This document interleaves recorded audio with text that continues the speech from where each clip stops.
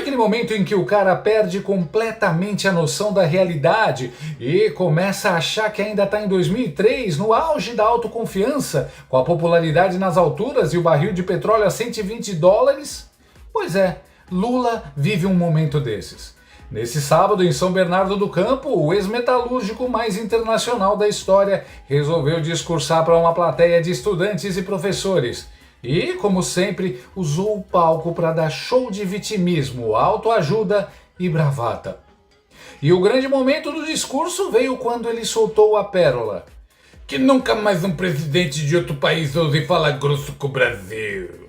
Olha, eu não sei se foi coragem, cachaça ou um surto de delírio patriótico, mas parecia mais um daqueles discursos do Saddam Hussein na reta final, prometendo destruir o inimigo com estilingue e fé.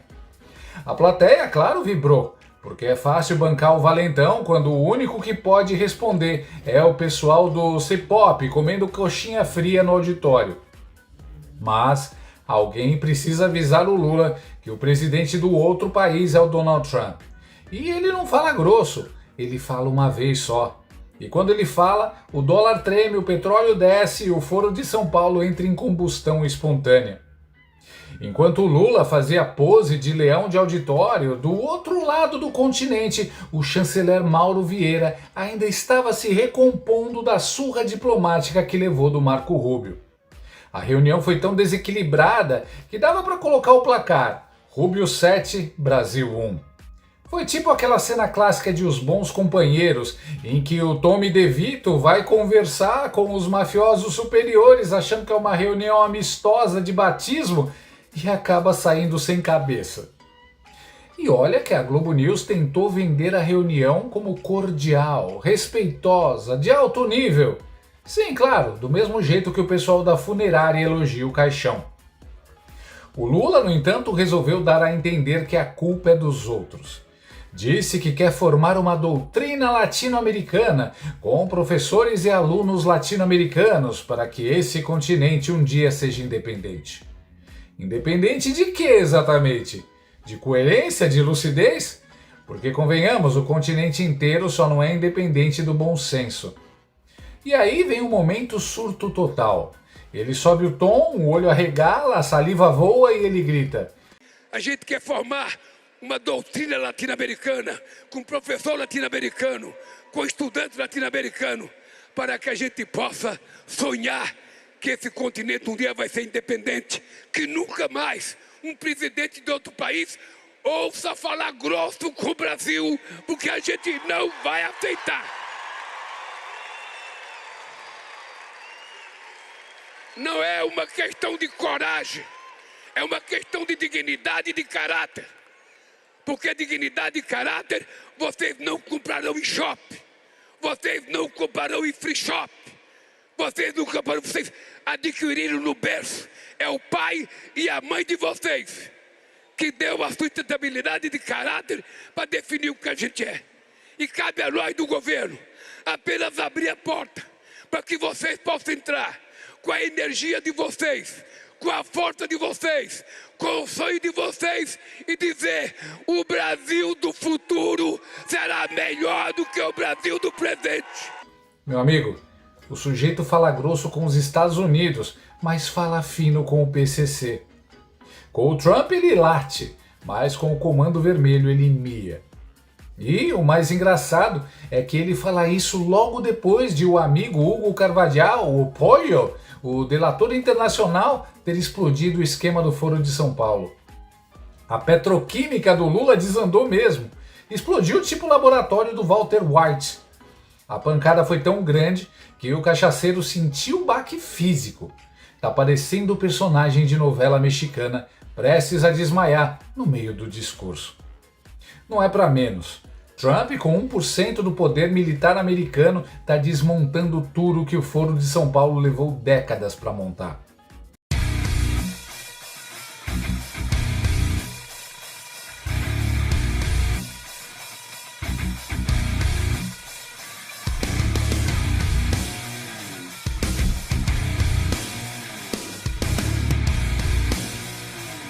E o Lula, desesperado, está reagindo igual o Maduro.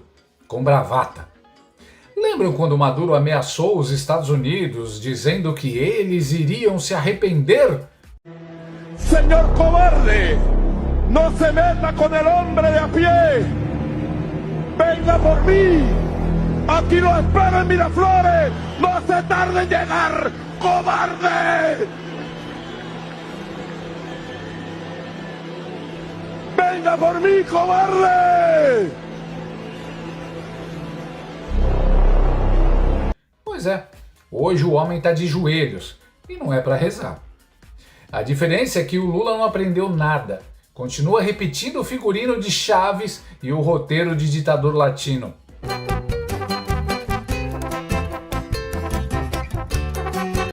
Camisa vermelha, retórica de resistência ao império e o mesmo destino reservado a todos os farsantes revolucionários: o esquecimento ou Guantánamo.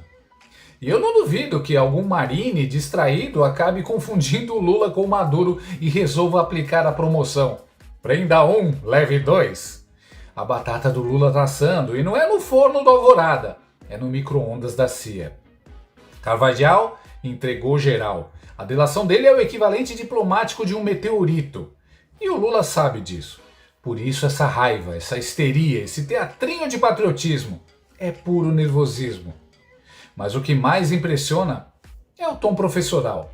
O sujeito que nunca fez um trabalho de cartolina na escola agora quer criar uma doutrina latino-americana. É tipo o seu Madruga querendo ensinar etiqueta. Temos um presidente que fala grosso sim, mas só com um público domesticado. Quando o Trump aparece, ele vira o Bambi. Trump nem precisa falar grosso, uma vez que ele carrega um big stick. E é aí que entra a ironia histórica. O presidente Roosevelt, que aparece no quadro ao fundo na foto da reunião entre Rubio e Vieira, tinha uma doutrina bem mais eficiente: o Big Stick. Fale macio e carregue um grande porrete. Trump entendeu isso melhor do que ninguém. Lula fala grosso, mas Trump tem o porrete. Enquanto o descondenado se exibe como palhaço do sistema, o Brasil perde posição, prestígio e bilhões. Porque enquanto ele discursa, as tarifas sobem. A gente também gosta de pão com mortadela. Em abril de 2025, o Brasil pagava 10% de tarifa nos Estados Unidos. Em julho já estava em 50%. É o famoso upgrade do inferno tarifário. Os americanos justificaram dizendo que era para corrigir a injusta relação comercial. Traduzindo, estamos cansados das suas palhaçadas, Lula. E não dá para culpar os caras. O economista Adolfo Saxida já explicou: o tarifaço é consequência direta da política externa lulista. Enquanto o mundo faz comércio, o Brasil faz militância. Enquanto o resto negocia, Lula confronta. Ele quer criar a moeda do BRICS, quer romper com o dólar, quer se abraçar com o Irã, quer beijar o Maduro e ainda quer que os Estados Unidos tratem o Brasil como parceiro estratégico. Parceria? Só se for no crime. O jurista Edemir von Schorner resumiu bem: a diplomacia do Lula é a de sindicato. Ele chega nas reuniões internacionais achando que está negociando o reajuste salarial com o patrão. A diferença é que dessa vez o patrão tem porta-aviões. Essa lógica sindical aplicada à geopolítica só podia dar nisso: bravata sem musculatura.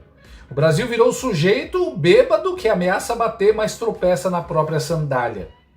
E o pior é que isso não é estratégia, é afinidade ideológica. Lula não confronta o Ocidente por tática, mas por amor platônico.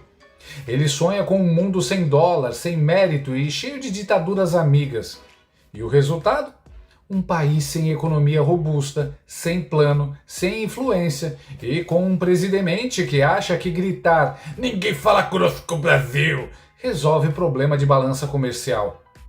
Enquanto isso, o PIB despenca.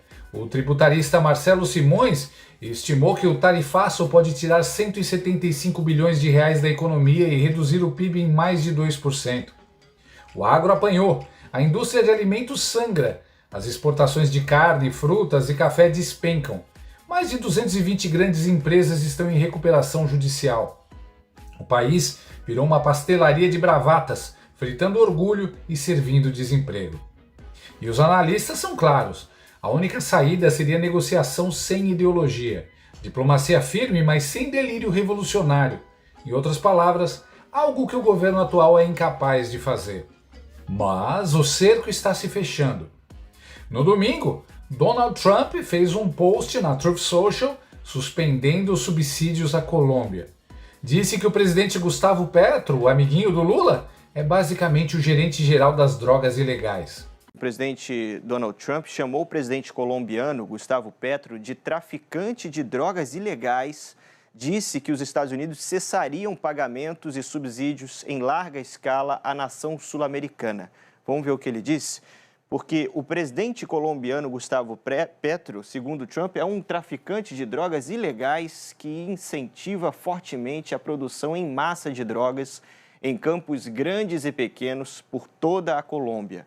Tornou-se de longe o maior negócio da Colômbia e Petro não faz nada para impedi-lo, apesar dos pagamentos e subsídios em larga escala dos Estados Unidos, que nada mais são do que um roubo a longo prazo da América. A partir de hoje, esses pagamentos ou qualquer outra forma de pagamento ou subsídios não serão mais feitos à Colômbia. O objetivo dessa produção de drogas é a venda de grandes quantidades do produto para os Estados Unidos, causando morte e destruição e caos.